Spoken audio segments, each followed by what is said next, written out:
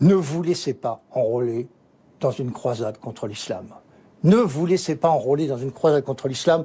Vous faites fausse route. Ce n'est pas le bon chemin. C'est une erreur magistrale que nous paierons. L'islam, Apolline de Malherbe, n'est que le miroir de nos insuffisances et de nos démissions.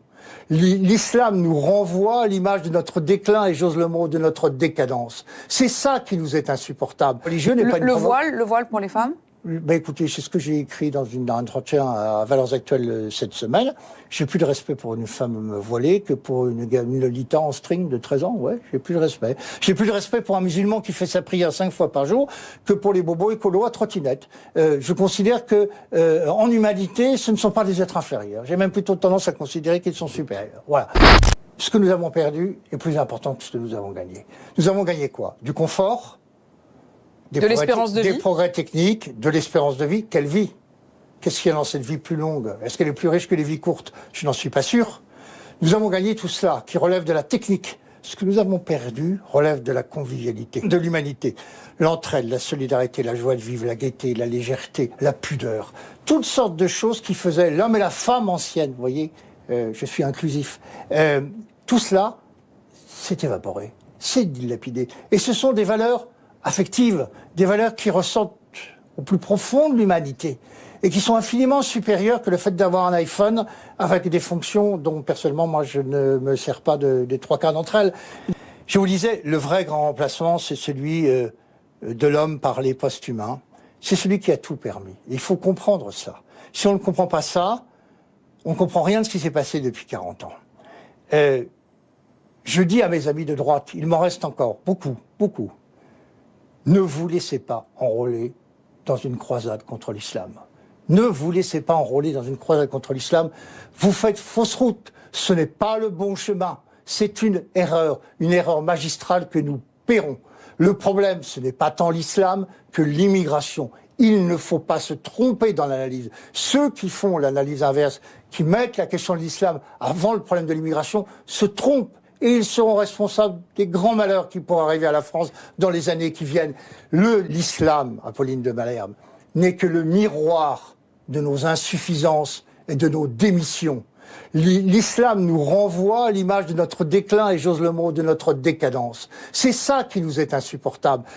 Notre rapport à l'islam, il est lié au recul du sacré dans la société française. C'est comme ça. Nous sommes une société où le sacré nous est totalement étranger. À quand voulez-vous que les musulmans s'assimilent? Quelles valeurs nous leur proposons? Il n'y a pas de commun substantiel, il n'y a pas de projet collectif. Pierre Manant disait fort justement, on n'habite pas une séparation. Il y a une séparation totale entre les musulmans et la société française. Ils sont habités d'un double sentiment explosif. Un sentiment de supériorité en termes de civilisation. Ils nous regardent comme une... Et si je vous écoute, ils ont raison? Ils nous regardent comme une société apostate, décadente, réduit à la marchandise, à la consommation. Vous partagez? Sur un point. Vous partagez? Oui, il y a un certain nombre de choses, oui, c'est certain. Mais vous faites presque l'éloge, Patrick Buisson, de ceux qui considèrent que les lois de leur religion sont supérieures aux lois de la République. Un catholique considère que la loi naturelle est supérieure aux lois de la République. Et vous vous en réjouissez? Est-ce que c'est une bonne chose? Ah, mais je considère que ça ne scandalise absolument pas qu'un croyant place la loi naturelle, la loi divine au-dessus de la loi de la République. Sinon, mais comment faire pour vivre ensemble si on n'est pas de la même religion? Si on n'est pas de la même religion, c'est un autre problème. Ça ne fonctionne que si tout le monde est de la même religion. Non, ça fonctionne qu'à partir du moment où on partage les valeurs du sacré. C'est-à-dire qu'on pense que l'être n'est pas un être unidimensionnel, un être réduit à ce qu'il possède, un être réduit à ce qu'il consomme, un être réduit à sa peau. Écoutez, dans les années 60, il n'y avait aucun problème d'assimilation entre le million de musulmans qui étaient en France et les Français. Pourquoi? Pour 2 raisons. Parce que nous avions un modèle attractif. Ça s'appelle le patriotisme. Il était vivant. Il y avait une identité profonde qui faisait que les musulmans la respectaient. Et puis, il y avait une convergence, une proximité morale et symbolique entre l'islam et une France qui était encore chrétienne. Moyennant quoi, les choses se passaient plutôt bien. Aujourd'hui, ce n'est plus possible en raison de la déchristianisation de l'Occident. Alors vous moi, voulez le comprendre.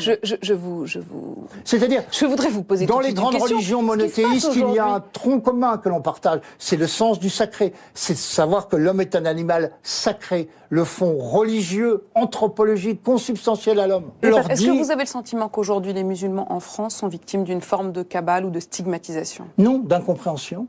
Parce que le sacré est devenu pour nous totalement incompréhensible. Ce qu'il représente est devenu incompréhensible. Nous sommes pratiquement la seule nation d'Europe, la seule, où les signes religieux sont interdits dans l'espace public, ou pratiquement bannis. Vous le regrettez? Dans l'espace public. Ben, je le constate simplement. Non, mais vous trouvez que c'est bien, c'est pas bien? Bon, écoutez, moi, je n'ai jamais été un laïciste forcené. Je trouve qu'on devrait pouvoir, effectivement, manifester sa foi comme on l'entend. Moi, autant je suis pour... Jusqu'où ça veut dire, par exemple... porter un signe religieux n'est pas une... Le voile pour les femmes? Ben écoutez, c'est ce que j'ai écrit dans un entretien à Valeurs Actuelles cette semaine. J'ai plus de respect pour une femme voilée que pour une Lolita en string de 13 ans. Ouais, j'ai plus de respect. J'ai plus de respect pour un musulman qui fait sa prière 5 fois par jour que pour les bobos écolos à trottinette. Je considère que en humanité, ce ne sont pas des êtres inférieurs. J'ai même plutôt tendance à considérer qu'ils sont supérieurs. Voilà. Et donc cette vision-là, moi, qu'est-ce que ça a de tout est pornographique à ce moment-là. La marchandise est pornographique. Je ne devrais pas dire ça sur une chaîne d'information continue, mais la publicité est une obscénité et pornographique, c'est une agression. Il y a d'ailleurs des publiphobes, hein, voilà. Pourquoi le signe religieux, les manifestations religieuses seraient reléguées dans l'enfer où était contenu et sanctuarisé, j'allais dire, le sexe au 19e siècle? La religion est devenue un tabou, comme la mort, par exemple. D'ailleurs, on dit même plus la mort, on dit la fin. Il y a un protocole hospitalier, c'est plus le terme naturel de la vie, la mort. Il n'y a plus la dimension sacrée de la mort, il y a simplement la fin de la vie organique. C'est une défaillance technique. Quand vous dites les croyants, est-ce que vous vous incluez dedans? Est-ce que vous avez la foi? Oui. Oui, bien sûr. Oui, sinon je ne tiendrais pas.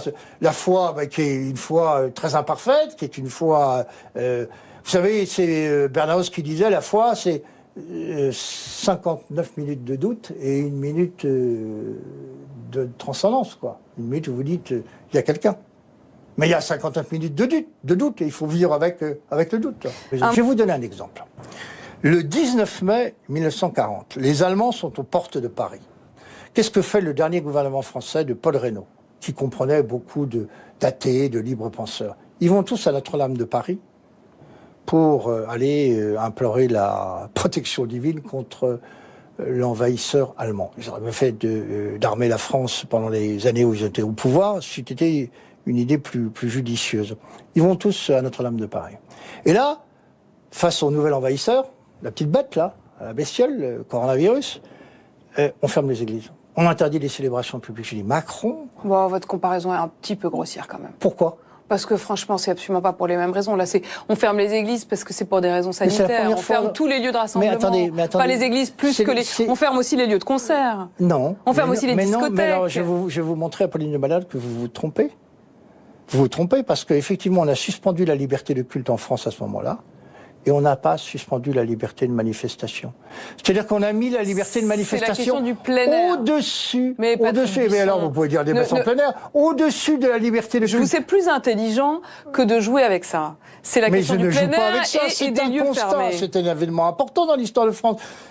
Le président Macron, qui se pique justement d'aborder les problématiques métapolitiques, devrait savoir qu'en période de crise comme celle-là, la religion est toujours un secours. Elle fabrique... Je veux dire, ce que ne donnent pas les psychotropes, le Lexomil, le Temesta et les 65 millions de boîtes que nous consommons depuis que nous sommes sortis du religieux.